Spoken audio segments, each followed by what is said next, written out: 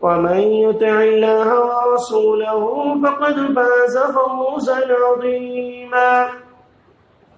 قال الله تبارك وتعالى في سورة التوبة: خذ من أموالهم صدقة تطهرهم وتزكيهم بها وصل عليهم إن صلاتك سكن لهم والله سميع عليم. تمام درہ کے دارفین حمد و ثنا بڑائی و کبریائی اس اللہ رب العالمین کے لیے لائق و زیبا ہے جو تمام جہانوں کا پالنہار ہے. اس اللہ رب العالمین کا لاکھ لاکھ شکر احسان ہے کہ اللہ رب العالمین نے مجھے اور آپ کو رمضان المبارک کے اس بابرکت مہینے میں جمعہ کے اول وقت میں مسجد میں آنے کی اللہ نے توفیق عطا فرمائے. اور اس اللہ رب العالمین کا لاکھ لاکھ شکر احسان ہے کہ اللہ نے ایسے ایام میں جہاں پر پوری دنیا پریشان ہو، جہاں پر پوری دنیا مصیبتوں سے گھر رہی ہو اور بیماریاں ہر ایک طرف سے اٹیک کر رہی ہو، ایسے ایام میں اللہ نے صحت یابی عطا فرمائی. اللہ سے دعا کریں کہ اللہ رب العالمین ہمیں تمام امراض سے امت محمدیہ کی حفاظت فرمائے اور تمام بیماریوں سے ہماری ماں اور بہنوں کی اور نوجوانوں کی، بزرگوں کی اللہ رب العالمین حفاظت فرمائے. یہ چھوٹی سی حمد و ثنا کے بعد درود و سلام کا نزول ہوتی ہو میرے اور آپ کے آخری نبی آمینہ کے لال مدینہ کے سردار جناب محمد رسول اللہ صلی اللہ علیہ وسلم پر، اس نبی اقدس مقدس پر جس نبی اکرم صلی اللہ علیہ وسلم نے اس بھٹکتی ہوئی اس گمراہ قوم کو سیدھی راہ پر لانے کے لیے دن کو دن نہ سمجھا، رات کو رات نہ سمجھا، بلکہ اپنی پوری زندگی اس امت کے لیے صرف کر دی. اس نبی پر درود و سلام کا نزول ہوتی ہو جس نبی اکرم صلی اللہ علیہ وسلم نے امت کی فلاح و بہبود کے وہ ہر راستے بتلائے کہ یہ امت کسی بھی طریقے سے اپنی زندگی میں ایسے اعمال کر جائے، یہ امت اپنی زندگی کے اندر ایسی نیکیاں کر جائے تاکہ یہ امت جنت میں جانے والی بن جائے. اس نبی پر درود و سلام کا نزول ہو جیو جس نبی نے اس امت سے ایسے پیغامات دیے اس امت کو کہ وہ امت اگر ان دینی تعلیمات پر زندگی گزارتے ہوئے اگر اس دنیا سے جاتی ہے، اللہ کی قسم ہے اس کے لیے جنت اللہ کے انتظار کر رہی ہے. اس نبی پر درود و سلام کا نزول ہو جیو جس نبی نے اس امت کو ایسی چیزوں سے روکا ہے تاکہ یہ امت ان چیزوں سے بچ کر اپنی زندگی ایسی گزارے جو اللہ والی زندگی ہو، جو اللہ کو خوش کرنے والی زندگی ہو، جو دین پر عمل کرنے والی زندگی ہو. اس نبی پر درود و سلام کا نزول ہو جیو. اللہم صلی علی محمد وعلی آل محمد کما صلیت علی ابراہیم وعلی آل ابراہیم انک حمید مجید. اللہم بارک علی محمد وعلی آل محمد کما بارکت علی ابراہیم وعلی آل ابراہیم انک حمید مجید. محترم سامعین اور سامعات، پردہ نشین ماں اور بہنوں، نوجوان بھائیوں اور چھوٹے بچوں، میں نے آپ حضرات کے سامنے سورہ توبہ کی ایک خاص آیت کریمہ میں نے آپ کے سامنے پڑھی ہے. اور آج مجھے جس موضوع پہ آپ کے سامنے گفتگو کرنی ہے وہ یہ ہے کہ زکوٰۃ دینا ایک بہت بڑی نیکی ہے، بہت عظیم نیکی ہے. آج ہم جن ایام میں زندگی گزار رہے ہیں یہ رمضان کے آخری ایام ہیں، رمضان کے آخری عشرے کے آخری جمعہ ہیں، اور اس جمعے کے اندر اللہ تبارک و تعالیٰ کے ان احکامات میں سے جو ایک مسلمان پر فرض قرار دیا گیا ہے ان میں سے ایک اہم فریضہ جو تیسرے نمبر پر جو ایک مسلمان پر فرض قرار دیا گیا وہ زکوٰۃ ہے. زکوٰۃ ایک ایسی چیز ہے جو ایک مسلمان کو مومن کے درجے تک لے کر چلی جاتی ہے. زکوٰۃ ایک ایسی چیز ہے کہ انسان کے گناہوں کو مٹا دیتی ہے۔ زکوٰۃ ایک ایسا عمل ہے کہ انسان کے گناہوں کو دھل دیتا ہے۔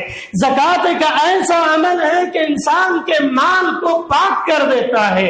زکوٰۃ ایک ایسا عمل ہے کہ انسان کی زندگی کا جو گندگی اس کے مال میں پائی جاتی ہے، اللہ رب العالمین اس گندگی کو دور کر دیتا ہے۔ زکوٰۃ ایک ایسی چیز ہے کہ انسان پر آنے والی مصیبتیں، انسان پر آنے والی پریشانیاں دور ہو جاتی ہیں۔ زکوٰۃ ایک ایسی چیز ہے کہ انسان کو آنے والی بیماریاں، انسان کو آنے والی مصیبتیں، انسان کو گھرنے والی پریشانیاں، جو انسان زندگی میں اپنے طرف سے پریشان ہو جاتا ہے، یہ زکوٰۃ ہے جو اس چیز کو دور کر دیتی ہے۔ زکوٰۃ ایک ایسی چیز ہے کہ جس معاشرے کے اندر زکوٰۃ کا نظام پیدا ہو جائے، اس معاشرے سے زناکاری دور ہو جاتی ہے۔ زکوٰۃ ایک ایسا نظام ہے جس معاشرے کے اندر زکوٰۃ کا نظام آ جائے وہ معاشرہ کبھی غریب نہیں ہو سکتا ہے۔ زکوٰۃ ایک ایسی چیز ہے وہاں جس معاشرے کے اندر زکوٰۃ آ جائے کوئی بیوہ عورت کبھی جو ہے کسی غلط کام کی طرف نہیں جا سکتی ہے۔ زکوٰۃ ایک ایسی چیز ہے کہ معاشرے کے اندر فقر و فاقہ نہیں آ سکتا ہے۔ زکوٰۃ ایک ایسی چیز ہے کہ انسان کے اعمال کو اللہ کے دربار میں قبولیت کا درجہ عطا کرتی ہے۔ زکوٰۃ ہی ایک ایسی چیز ہے جو مسلم معاشرے کو، جو اللہ کے نبی صلی اللہ علیہ وسلم کے دور میں ہو یا اس کے بعد کے ادوار میں ہو، مسلم معاشرے کے اندر اتنی فروتنی لے آئی، اتنا مال و دولت اللہ رب العالمین نے عطا کیا کہ انہی زکوٰۃ کی وجہ سے ہر گھر کے اندر اللہ رب العالمین نے خوشیاں دی تھی۔ یہی وہ زکوٰۃ ہے جس زکوٰۃ کی وجہ سے انسان اپنے مال کو پاک کر کے انسان اور مالدار بن جاتا ہے۔ یہی وہ زکوٰۃ ہے، اگر اس زکوٰۃ کو نہ دیا جائے اللہ کی قسم ہے اللہ رب العالمین اس مال کو کم کر دیتا ہے۔ اس مال کے اندر سے برکت اٹھا لی جاتی ہے، اس مال کے اندر سے جو نعمتیں ہوتی اللہ رب العالمین اس مال کو اٹھا لیتا ہے، اس مال کو کسی اور ذریعے سے اللہ رب العالمین چھین لیتا ہے۔ قرآن کریم کی اس آیت کریمہ میں اللہ تبارک و تعالیٰ نے فرمایا کہ اے نبی صلی اللہ علیہ وسلم خذ من اموالہم، آپ مالداروں سے مال کو لیجئے، آخذ من اموالہم صدقہ، جو لوگ مالدار ہیں جن کا نصاب کو پہنچ رہا ہے، آپ ان کے مال کو لیجئے اور مال لینے کے بعد کیا کریں؟ خذ من اموالہم صدقہ تطہرہم، ان کے دلوں کو پاک کیجئے، ان کا تزکیہ کیجئے، ان کو ان کے مالوں کے ذریعے سے جو گندگیاں ان کے مال میں پائی جاتی ہیں، جو کمی پیشیاں ان کے مال میں پائی جاتی ہیں، اے نبی صلی اللہ علیہ وسلم آپ ان کی تطہیر کریں، آپ ان کا تزکیہ کریں، وَتُزَكِّيهِمْ بِهَا، اور ان کا نفس کا تزکیہ کریں تاکہ وہ لوگ اپنے مال کو اللہ کے راہ میں لٹانے کے بعد اپنے آپ کو یہ محسوس کریں کہ میں نے ایک بہت بڑا فریضہ انجام دے دیا ہے، اللہ نے جو مجھ پر فرض قرار دیا تھا، آپ جو ہے اس مال کو لے کر ان کا تزکیہ کر دیں۔ پھر آگے اللہ رب العالمین نے فرمایا خذ من اموالہم صدقۃ تطہرہم وتزکیہم بہا وصلی علیہم، اور جو لوگ مال عطا کر رہے ہیں، جو مالدار اللہ کے راہ میں لٹا رہے، آپ ان کے لیے سلامتی کی دعا کریں، آپ ان کے لیے خیر کی دعا کریں، آپ وصلی علیہم، آپ ان پر سلامتی کی دعا کریں، ان صلاتک سکن لہم، یقیناً ان کا خیر، ان کی صلات، ان کی سلامتی ان کے لیے سکون کا ذریعہ بن سکے۔ یعنی اگر کوئی شخص اللہ کی راہ میں لٹاتا ہے، اللہ کی راہ میں خرچ کرتا ہے، وہ اپنے آپ کے لیے فائدہ حاصل کرتا ہے، کسی اور کے لیے حاصل نہیں کر سکتا۔ اللہ نے فرمایا سکن لہم، اگر وہ اللہ کی راہ میں دے گا تو اسے سکون ملے گا، بلکہ کسی اور کو نہیں، کسی اور کو، دوسروں کو سکون نہیں پہنچائے گا۔ سکن لہم، اللہ کہتا ہے کہ جو مال دیتے ہیں، جو اللہ کی راہ میں لٹاتے ہیں، اللہ تعالیٰ انہیں سکون عطا کرتا ہے۔ ان صلاتک سکن لہم واللہ سمیع علیم، اللہ رب العالمین سننے والا اور جاننے والا۔ اس آیت کریمہ کو مد نظر رکھتے ہوئے آپ اس معاشرے کے اندر ایک تائرانہ نظر دوڑائیں کہ زکوٰۃ کا نظام ایک ایسا نظام تھا جو امت محمدیہ کو عروج پر لے کر جا رہا تھا، عروج پر لے کر جا رہا تھا۔ یہ نظام جب سے پیدا ہوا، یہ نظام جب سے بنایا گیا، اللہ کی قسم یہ امت خیر میں رہی۔ جب تک اس نظام پر عمل ہوتا رہا، اس امت کے درمیان فقیری کم تھی، اس امت کے درمیان گناہ کے کام کم تھے، اس امت کے درمیان چوری چماری بہت کم تھی، اس امت کے درمیان جھوٹ بہت کم تھا، اس امت کے درمیان کئی برائیوں سے انسان جو ہے دور تھا۔ جیسے اس نظام کو بگاڑ دیا گیا، اس نظام کے اندر لوگوں نے خلق ملک کر دیا، اس نظام کے اندر لوگوں کے دلوں میں منافقت پیدا ہو گئی، لوگوں کے دلوں کے اندر حرص پیدا ہو گئی، لوگوں کے دلوں کے اندر مال کی ہوس پیدا ہو گئی، تو لوگوں نے کیا کر دیا؟ اس مال کو چھپانا شروع کر دیا۔ اس مال کو، اللہ کے زکوٰۃ کو، لوگوں کے مال کو اللہ نے کیا کر دیا؟ ان کے دلوں میں جب حرص پیدا ہو گیا تو لوگوں نے اس مال کو چھپانے کی کوشش کی۔ اللہ نے کیا کر دیا؟ ہر ایک کے اوپر اس کی لعنت بھیج دی۔ ہر مالدار پر جس کو اللہ نے نصاب تک پہنچایا، اسے کیا کر دیا کہ اس مال کو نہ دینے کی وجہ سے اس مال کے اندر بڑھوتری ہو گئی، اس مال کے اندر کمی ہونا شروع ہو گئی۔ آپ حضرات کو معلوم ہے کہ زکوٰۃ کے لیے سب سے پہلی 2 شرائط، انسان اگر 2 شرطیں اس کے اندر پائی جائیں، زکوٰۃ کے نصاب کو اگر وہ پہلی شرط یہ ہے کہ اگر مال اللہ نے اتنا دیا ہے، اس کسی کے پاس مال اتنا ہے کہ وہ نصاب کو پہنچ رہا ہے، فلاں ایک حد اللہ نے متعین کر دی کہ فلاں شخص کے پاس اتنا مال ہے تو ہمیں دینے کی ضرورت نہیں ہے، بلکہ وہ عام صدقہ جتنا دینا چاہے دے۔ لیکن اگر وہ 7.5 تولہ ہو جاتا ہے یا 52.5 تولہ چاندی ہو جاتی ہے تو اس پر اللہ نے حد متعین کر دی کہ 2.5% تمہیں نکالنا ہوگا، 2.5% اللہ کی راہ میں تمہیں نکالنا ہوگا، اللہ کی راہ میں تمہیں خرچ کرنا ہوگا۔ پہلی شرط مال جو ہے نصاب کو پہنچے۔ دوسری شرط کیا ہے؟ دوسری شرط حدیث نبویہ کے اندر اللہ کے نبی جناب محمد رسول اللہ صلی اللہ علیہ وسلم نے فرمایا کہ حولان حول ہو۔ حولان حول یعنی عربی اصطلاح ہے، حولان حول یعنی اس مال پر 1 سال کا گزرنا ضروری ہے۔ مثال کے طور پر میرے پاس اتنا مال آ گیا کہ وہ مال زکوٰۃ کے نصاب کو پہنچ رہا اور وہ میرے پاس کب سے ہے؟ 1 سال سے زائد عرصہ ہو گیا، 1 سال مکمل ہو گئے تو میں کیا ہو جاؤں گا؟ زکوٰۃ کا دینے والا بن جاؤں گا، زکوٰۃ کو اللہ کی راہ میں لٹانے والا بن جاؤں گا۔ جس کسی کے پاس بھی اگر یہ نصاب پہنچتا ہے تو اس کے اوپر کیا ہو جاتا ہے؟ یہ حکم واجب ہو جاتا ہے، دینا ہی ہے زکوٰۃ، کیونکہ بہت بڑی عظیم نیکی ہے۔ اگر انسان نہیں دے گا تو گنہگار ہو، اگر انکار کر دیا تو کافر بن جائے۔ زکوٰۃ کا اگر کوئی شخص انکار کر دیا کہ بھئی میں کما رہا ہوں، میں محنت کر رہا ہوں، غریبوں کو کیوں دوں، میں فلاں کو کیوں دوں، میں فلاں کو کیوں دوں، اللہ کے قسم ہے وہ شخص اسلام سے خارج ہو جاتا ہے۔ زکوٰۃ کا انکار کرنے والا اسلام سے خارج ہو جاتا ہے۔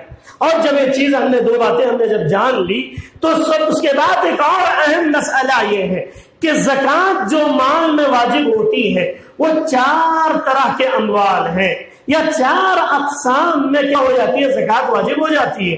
پہلی چیز حدیث کے اندر کتاب زکوٰۃ وغیرہ میں ہر ایک کے اندر یہی بات انہوں نے باندھا کہ کہا کہ میں سب سے پہلی چیز جانوروں کے اندر زکوٰۃ۔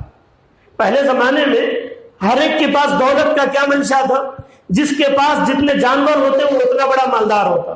آج کے دور میں کسی کے پاس بینک بیلنس زیادہ ہو اور اس کے پاس بڑی بڑی کاریں ہوں تو بہت مالدار سمجھا جاتا ہے۔ اس دور میں کیا تھا؟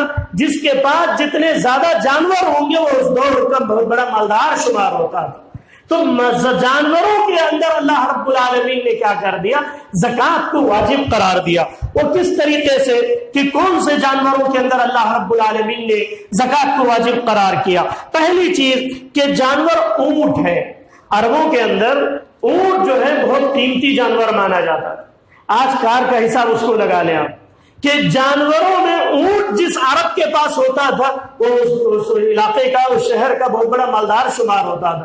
اللہ رب العالمین نے اونٹوں میں بھی زکوٰۃ کو واجب قرار دیا۔ اگر کسی کے پاس 5 اونٹ ہیں تو وہ شخص 1 بکری زکوٰۃ دے گا۔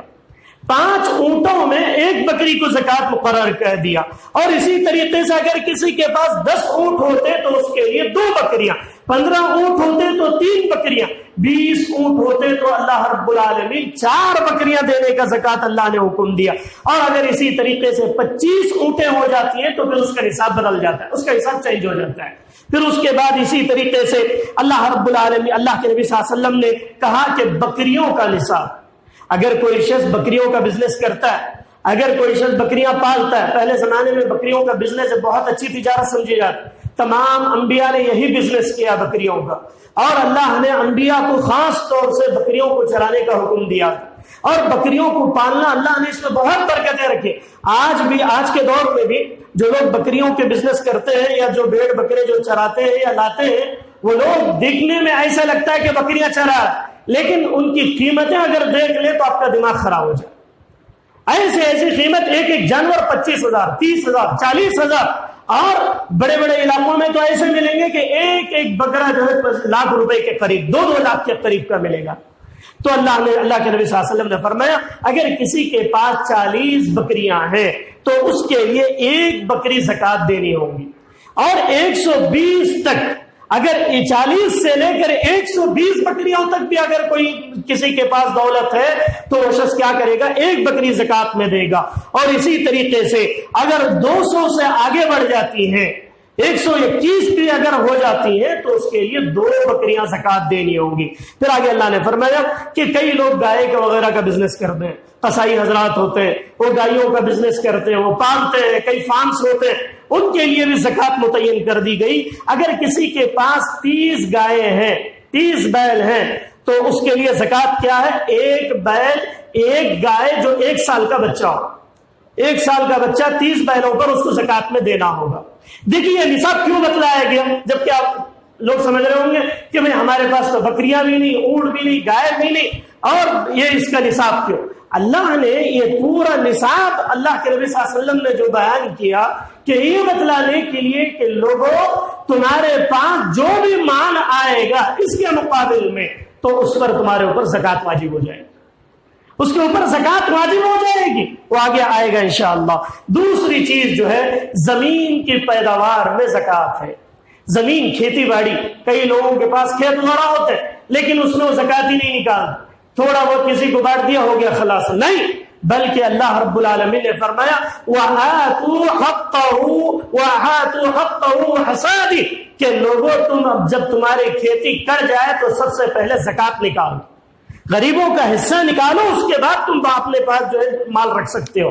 اس کے لیے کیا نصاب ہے؟ اس کے لیے نصاب یہ ہے کہ زمین کے پیداوار میں 2 طریقے کی، اگر آپ نے محنت کی اور آپ کے بور سے پانی اگر آپ نے لگایا ہے کھیت میں تو اس پر جو ہے 5 وسق جو نکلیں گے اس کا جو ہے 10% آپ کو دینا ہوگا۔ کتنے %؟ 10% کھیتی کی زکوٰۃ دی جائے گی۔ کب؟ تب آپ نے محنت کی ہو، پانی لگایا ہو، کرنٹ خرچ کیا ہو، تب جا کر 10% دینا ہوگا۔ اگر قدرتی پانی سے بارشیں بہت زیادہ ہو رہی، آپ کو محنت کرنی نہیں پڑی، اللہ رب العالمین نے بارشیں اتنی برسائی کہ آپ کی کھیت لہلہانے لگا اور اناج نکل گیا، تو اس وقت جو ہے آپ کو کیا کرنا پڑے گا، 20% دینا پڑے گا، 20% کی زکوٰۃ ہوگی۔ اور کیسے ہوگی؟ کھیتی باڑیوں میں 5 وسق دینے کا اللہ کے نبی نے حکم دیا۔ 5 وسق کسے بولتے ہیں؟ کہ 1 وسق جو ہوتا ہے وہ 60 سا کا ہوتا ہے۔ ہم لوگ جو فطرہ نکالتے ہیں وہ سا کے حساب سے نکالا جاتا ہے، اللہ کے نبی کے دور میں جو سا ہوتا تھا تو 1 وسق جو ہوتا ہے وہ 60 سا کے برابر، یعنی اگر 60 سا اگر ہے تو وہ 300 سا کے برابر ہوگا۔ 300 سا اگر آج کی ڈیٹ میں دیکھا جائے تو کتنا ہوگا؟ 750 kg چاول ہو یا اناج کی کوئی بھی چیز کھیت میں نکلتی ہے اس پر زکوٰۃ واجب ہے، اس کے اوپر زکوٰۃ واجب ہے۔ کیسے؟ 10% اور 20%۔ اگر محنت نہیں ہوئی ہو تو 10% دینا ہوگا، اگر محنت ہوئی ہے تو 20% دیں گے آپ۔ اگر محنت نہیں کیا آپ نے تو کتنے % دیں گے؟ 10%۔ جب % آتا ہے تو اس میں زیادتی اور کمی ہوتی ہے، جو لوگ حساب جانتے ہیں وہ لوگ اس کو اچھے سے سمجھیں کہ زکوٰۃ جو ہے کھیتی باڑی میں ضروری ہے، اگر یہ نہیں دے رہے ہیں تو وہ بھی گنہگار ہوں گے، زکوٰۃ کے معنی میں سے شمار ہوں گے۔ اور تیسرا اللہ کے نبی صلی اللہ علیہ وسلم نے فرمایا کہ سونا چاندی میں زکوٰۃ، سونے چاندی، اصل مسئلہ یہاں پھنسا، سونے چاندی کے اندر زکوٰۃ واجب ہے۔ وہ کیسے؟ اللہ کے نبی صلی اللہ علیہ وسلم کے دور میں سونا چاندی کا جو نصاب تھا، اگر کسی کے پاس 20 دینار سونا ہے، 20 دینار سونا ہے تو اس شخص کے اوپر زکوٰۃ واجب ہو جاتی ہے۔ 20 دینار سونے پر زکوٰۃ واجب ہو جاتی ہے۔ اور اسی طریقے سے 200 درہم اگر کسی کے پاس چاندی ہے تو اس شخص پر بھی زکوٰۃ واجب ہو جاتی ہے۔ 20 دینار کا نصاب آج کے حساب سے کیا ہوگا؟ یہ 80 پر 5 گرام سونا، یعنی 12 تولہ 12 کے حساب سے اگر مانا جائے تو 80 پر 5 گرام سونا اگر کسی کے پاس ہے تو وہ شخص 2.5% زکوٰۃ اللہ کے راہ میں دے گا۔ یعنی اگر کسی کے پاس 100 گرام سونا تو کیا کر دے گا؟ 2.5 گرام سونا اللہ کی راہ میں دے دے گا، 2.5 گرام سونا اللہ کی راہ میں دے دے گا۔ اور اسی طریقے سے چاندی کے اندر 590 پر 5 گرام اگر چاندی کسی کے پاس ہے، وہ 2.5% چاندی کیا کر دے گا؟ اللہ کے راہ میں دے دے گا، اللہ کے راہ میں دے گا۔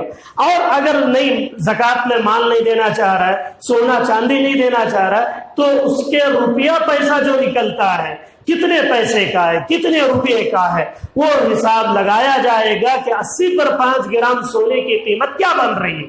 اگر 80 پر 5 گرام سونے کی قیمت 5 مثال کے طور پر 5 لاکھ بن رہی، تو اس میں 5 لاکھ میں سے 2.5% جو ہے انسان کو نکال کر زکوٰۃ دینی ہوگی۔ 100 روپے میں سے انسان جو ہے کتنا دے گا؟ 2.5% جو ہے انسان نکالے گا، تو وہ اپنے حساب سے وہ دیکھ لے گا کہ آج کے حساب سے کون سا ریٹ چل رہا ہے، وہ حساب سے وہ زکوٰۃ نکالے گا۔ اللہ کے نبی صلی اللہ علیہ وسلم نے یہ تعلیم دی ہے۔ اور اسی طریقے سے روپیہ پیسہ کسی کے پاس ہے، سونا چاندی نہیں ہے، بینک بیلنس بدلا کے رکھ لیا، گھر میں پیسے بچا کے رکھا ہوا ہے، گھر کے اندر پیسہ موجود ہے، 4 لاکھ روپے فلاں جگہ لے گیا، فلاں پر ہے، فلاں جگہ پر ہے، اس کا مالک ہے، تو اگر 1 سال نصاب گزر گیا ہے تو وہ شخص بھی زکوٰۃ دینے کا حقدار بن جائے گا۔ اگر وہ نہیں دیتا ہے تو گنہگار بنے گا۔ اور چوتھی قسم جو ہے مال تجارت، مال تجارت کے اندر بھی زکوٰۃ، یہ اکثر لوگ نہیں نکالتے۔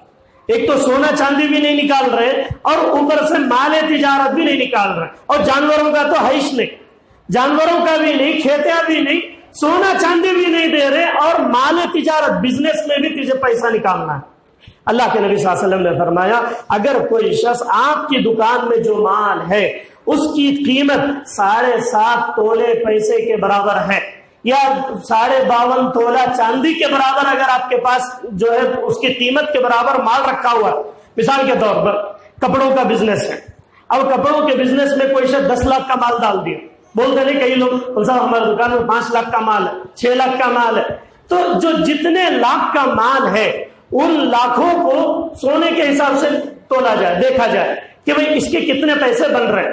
اگر وہ اس کے حساب سے بن رہے ہیں، اس کے پاس اتنا مال موجود ہے، اس میں وہ بزنس کر رہا ہے، تو اس کے اوپر زکوٰۃ واجب ہے، اس کے لیے زکوٰۃ نکالنا ضروری ہے۔ اور کئی سنار ایسے ہیں جو زکوٰۃ ہی نہیں نکالتے ہیں، اللہ حفاظت فرمائے۔ اگر دکان کے اندر 5 کے جی 2 کے جی 3 کے جی آدھا کے جی بھی اگر سونا ہے، اس پہ بھی اس کو زکوٰۃ واجب ہے۔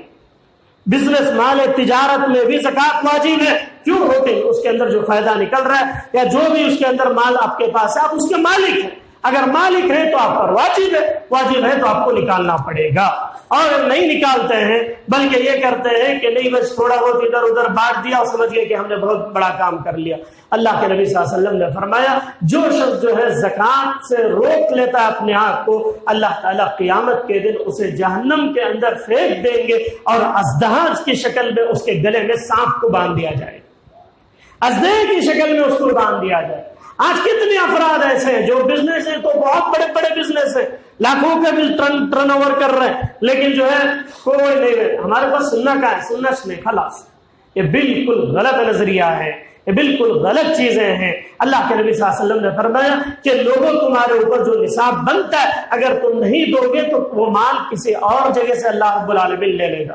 ایک بار اگر ڈاکٹر کے پاس چلے گئے تو جتنا زکوٰۃ نکلنا تھا اس کا ڈبل نکل جاتا، پھر انسان سوچتا کہ ایسا کیوں ہوا، ایسا میرے ساتھ کیوں ہوا، وہ یہ نہیں سوچتا کہ میں نے کیا غلطی کی تھی۔ ایسے کئی افراد ایسے ہیں جو اس طرح کے اعمال کرتے ہیں۔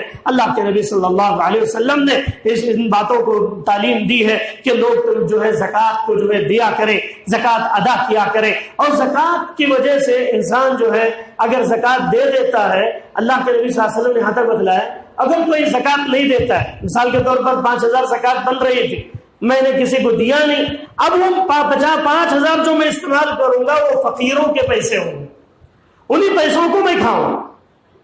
بات سمجھ رہے کہ اگر کوئی شخص زکوٰۃ نہیں دیتا ہے وہ غریبوں کا حق ہے، وہ کوئی احسان نہیں کر رہا ہے کہ میں فلاں کو اتنا دیا، فلاں کو دیا، بہت بڑا کام کر لیا، فلاں دیکھا میں نے اتنا دیا وہ بہت بڑا ہو گیا۔ نہیں، آپ احسان نہیں کر رہے کسی کو دے کر، بلکہ آپ پر جو فرض ہے اس فرض کو ادا کر رہے ہیں۔ اسی لیے سعودی عرب کے بہت بڑے عالم دین ابن باز رحمہ اللہ نے فتویٰ، ابھی جو فتویٰ قریب میں آیا کہ انسان اگر زکوٰۃ کا پیسہ دے رہا ہے، کسی کو جو ہے دے رہا ہے، یہ نہیں بولنا فلاں جو ہے آپ یہ پیسہ رکھیے میرے لیے دعا کریں۔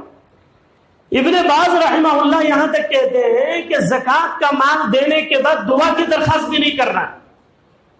کیا کہہ رہے ہیں؟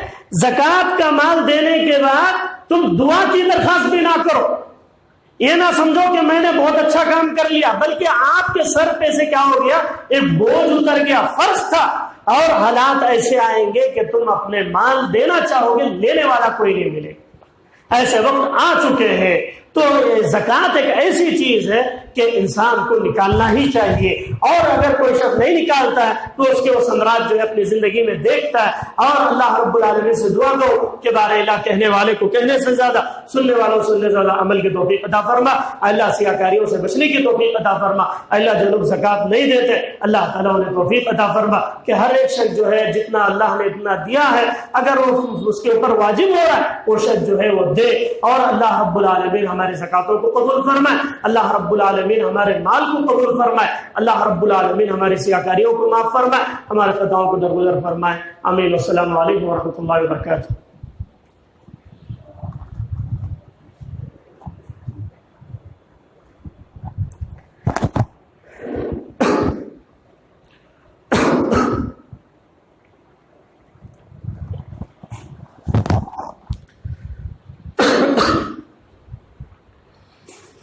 الحمد لله نحمده ونستعينه ونستغفره ونؤمن به ونتوكل عليه ونعوذ بالله من شرور انفسنا ومن سيئات اعمالنا، من يهده الله فلا مضل له ومن يضلل فلا هادي له، واشهد ان لا اله الا الله واشهد ان محمدا عبده ورسوله، اما بعد اعوذ بالله من الشيطان الرجيم، بسم الله الرحمن الرحيم، ان الله يأمر بالعدل والاحسان وايتاء ذي القربى وينهى عن الفحشاء والمنكر والبغي يعظكم لعلكم تذكرون، اذكروا الله يذكركم وادعوه يستجب لكم ولذكر الله تعالى جل وعلا والله اكبر۔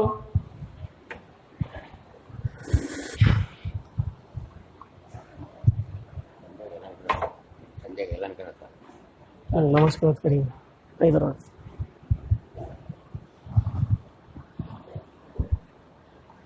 اللہ اکبر اللہ اکبر اشہد ان لا الہ الا اللہ ومن يطع الله ورسوله فقد فاز فوزا عظيما۔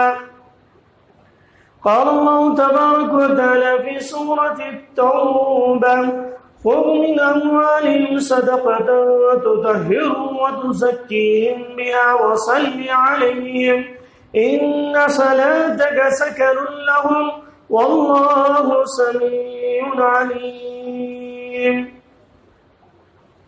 تمام درہ کی تعریفیں، حمد و ثنا، بڑائی و کبریائی اس اللہ رب العالمین کے لیے لائق و زیبا ہے جو تمام جہانوں کا پالنہار ہے۔